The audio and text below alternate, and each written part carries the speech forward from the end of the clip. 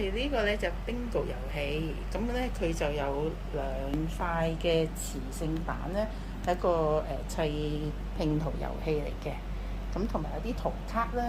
咁主要係點玩咧？就係、譬如係抽一張圖卡，跟住我哋兩個一齊比賽嘅噃。咁好似跟呢一個咁樣擺啦，擺翻呢個 E， 擺翻呢個 E， 我哋揾翻個 E， 擺翻呢度。咁另一個咧就係擺跟佢嗰度擺嗱，呢個咧擺呢個。哇！呢個小朋友都好犀利喎。好啦，我哋一齊開始點樣去將呢個拼圖咁多塊點樣去完成呢？我哋開始計時。哇！咁樣試下先，睇下邊個快啲先。哇！呢個好犀利喎。我咁樣砌呢，跟住咁樣呢，跟住呢，哇！我就嚟得啦！哦，原來咁樣就可以砌停。哇！好犀利喎！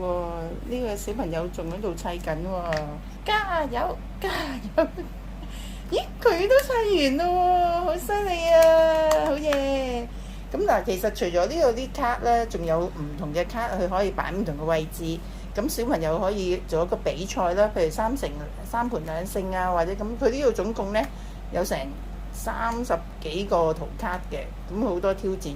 除咗挑戰圖卡之外咧，仲可以擲色仔嘅喎，即係譬如好似呢個咁樣 D3。咁我哋就喺呢個 D3個位置咧，將呢個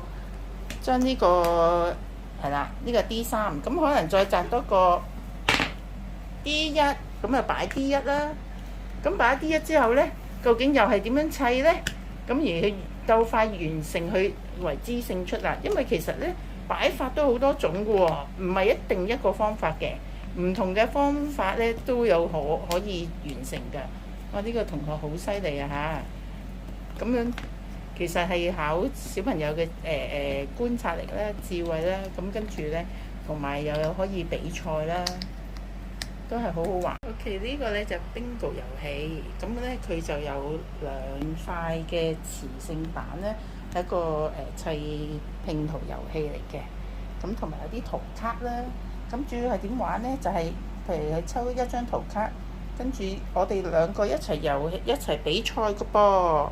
咁好似跟呢一個咁樣擺啦，擺翻呢個 E， 擺翻呢個 E， 我哋揾翻個 E， 擺翻呢度。